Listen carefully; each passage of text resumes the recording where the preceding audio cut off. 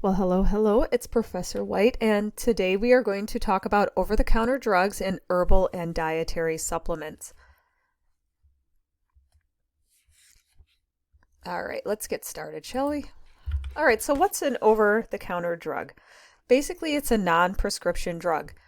Prescription drugs are called legend drugs, so these are non-legend or non-prescription drugs. Right, they are meant for short-term use of common minor illnesses, so cough and colds, muscle aches and pains. There are over 300,000 over-the-counter drugs available. And these drugs have to reach certain, they have to meet certain criteria in order to be classified as an over-the-counter or OTC drug. So let's look at what that criteria is. So in order for something to be over the counter, it must have a good indication for use that the consumer, an average Joe walking down the street, should be able to easily see that what condition it's meant, how to monitor the effectiveness, that we must be able to kind of diagnose our own condition. They must not have too many adverse events, very limited interaction with other drugs, low potential for abuse, and then a high therapeutic index, right? So that makes them more safe. And they must be easy to use and easy to monitor. So that's something that we have to bear in mind. Just remember, just because something's over the counter doesn't actually make it safe, right? It has to be used appropriately and per the label. All right, so here is a sample over-the-counter label. It tells you what the active ingredients, what the uses are, the warning. So this is very consumer friendly. So all of this seems great, right? So what could possibly go wrong with the use of over-the-counter drugs? Well, here's what we have, right? So it may postpone effective treatment of more chronic disease states, and it may delay the treatment of serious life-threatening disorders. As people start to treat things in their home, they may be missing some very important medical care to actually solve the problem, right? And that's another thing too. It might relieve the symptoms, but it doesn't actually cure the underlying cause. There are, of course, some toxic effects. Notably among them would be those with acetaminophen, but also others. There are potential for interactions with prescription and non-prescription, and then the potential for abuse on certain medications.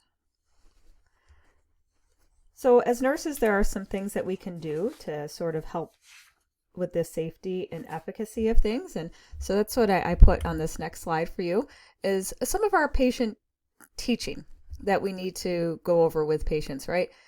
We need to remember about our over-the-counter safety, use the appropriate measuring device. So especially for smaller doses of things. Do not store child and adult preparations together. Dosing that's according to weight is actually more appropriate and not with age when that's indicated. That we need to tell our patients and tell them how important it is that they report the use of all of their over-the-counter products, that they know what they're monitoring for to make sure that they know that the medication is effective, and also adverse effects. So that's just a little nod to over-the-counter. Now let's talk about our herbal and dietary supplements. So according to how we have things classified, herbal preparations are actually classified as dietary supplements in the United States. Some little things to make you think. So 63% of Americans use herbal remedies, and 40% of those people do not disclose that to their healthcare provider. 30% of all of the medications that we do use are derived from plants. And so people will often think of plants being a very natural source of things. So let's talk about a little bit more of this, right? So how did we get this this National Center for Complementary and Alternative Medication? So it basically had started In the early 1900s, there were a lot of people using medications that were scientifically derived. And then in the 60s, we kind of had a revolution where people wanted to go back to more natural things. And that's where we saw, definitely like a ton of interest because of the iatrogenic effects of some of the medical care. And then in the 1970s, we started to have these commissions. In 1978, Germany actually had their Commission E monographs. So basically, that's evidence-based practice using the herbals. It's research backed to say that certain things are actually effective or not. And then the National Health Institutes in 1992, we got this NCCAM. So basically, they are the ones that are responsible for sort of classifying things as to whether or not they are complementary, alternative, and that's where we get a lot of these definitions. So complementary medicine or integrative means that we're using both traditional medicine as well as Western medicine, if you will. So it's simultaneous use.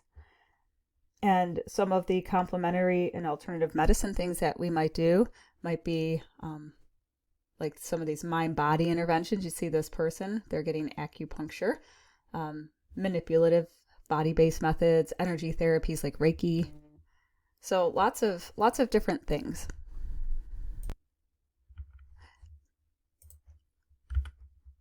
All right, and like we said, the consumers, people are using herbal remedies. They're using these supplements, and they're using them for different reasons, right? So some of them are using to treat and cure certain disease states that they may have or illnesses. Some are using them for prophylactic treatment, and some are proactive, saying that they just want to be healthy and want to kind of boost their own system. Like, for example, I was one of those. I can tell you that when COVID first came out, I was taking quercetin because there were some doctors out there and stuff. And I mean, COVID was pretty scary in the early days. And so I had taken quercetin to increase the intracellular levels of zinc, I guess. So I don't take it anymore, but there was a time I did. And you're going to find that very common. People tend to wax and wane on things too, where they want to be healthy or they want to try things. And for them, not that it's true, but a lot of us think that natural equals safe, right? So does that mean that things are safe? And certain medications that we are taking are definitely not safe. So in the United States, we have the U.S. Pharmacopoeia, which certifies the products, but it actually doesn't certify them as whether they're actually safe or not. Right? It just says like that the labels and things have to match what they're supposed to say. So, and we do classify herbal products as supplements by the DHEA of 1994, and in 2007. There were new guidelines that said that all supplements must follow FDA regulations as far as manufacture. So let's look at some of these and ask ourselves, does natural equal safe? Kava. Kava is often taken as a sedative and for anxiety. Is that a safe med? Ephedra was actually banned in 2004. Many of these herbal preparations potentiate bleeding if the person's on warfarin. Many of them potentiate digoxin toxicity along with a myriad of other electrolyte disturbances. They can increase the effects of antihypertensives, which means the person will be hypotensive, cause heart rhythm disturbances, liver toxicity, kidney toxicity. And I wanted to show you guys that this little thing that I have here is actually a little screen capture from MedWatch, right? This is the FDA Safety Information and Adverse Event Reporting System. So this is where people can actually go and self-report adverse events from medications and herbal supplements and all of that. So just interesting. So what are some of the conditions that people treat with these herbal products? So lots of things: anxiety, arthritis, depression, mental dullness, fevers, ulcers, PMS. The sky's the limit. And here are some of our commonly used herbal products. So aloe. My grandmother used to use aloe all the time for us with our burns. She always had an aloe plant, and as a result, I keep one. But aloe can also be taken GI, like taken by mouth as well, and can cause a lot of GI upset. Feverfew, which is, I just talked about it in our last presentation, but so feverfew is often taken as a central nervous system depressant. We have ginkgo. People take ginkgo for lots of reasons, but like cardiovascular health, dementia, to help with that. But one thing I can tell you about ginkgo is it really increased the risk of bleeding when you have patients on antiplatelet drugs. Ginseng. People take ginseng for energy and brain immunity, but it can cause headaches and decreased sleep and GI upset. Echinacea. People use echinacea for wounds and burns and toothaches, and they use it to treat or prevent the common cold. And research does support that as effective, but it can cause a lot of nausea and vomiting and GI upset. What else do we have here? Garlic. Garlic tends to interfere with diabetic drugs. People take that for a lot of different reasons. Hawthorn can cause digoxin toxicity.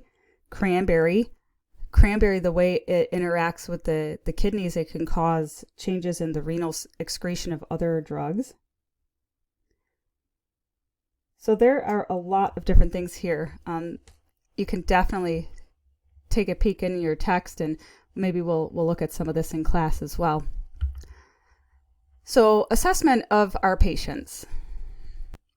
We need to do a thorough med history on our patients, and we need to assess what, if any, herbal supplements, dietary supplements, things that they're taking.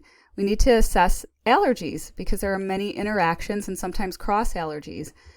We need to assess the patient's understanding, their ability to read labels and understand what the labels are telling them. Looking at their renal function, cardiac function, liver function, assess them for contraindications to certain herbal products, and then lifespan considerations, right? Just because somebody has been safely taking it doesn't mean it's safe for a child, doesn't mean it's safe for anybody who's pregnant or breastfeeding. But here's a main takeaway for all these herbals. I want you to understand that patients need to understand that no matter what, the manufacturers of these herbal products and their supplements, they are not required to prove that they're safe or effective. They just have to be compliant with the labeling. So find out what your patient is on and then teach them appropriately how to take these things, and not just herbals, but over the counters as well. Okay, so this was a very brief sort of look at these, but thanks for staying with me. Any questions or concerns, please let me know.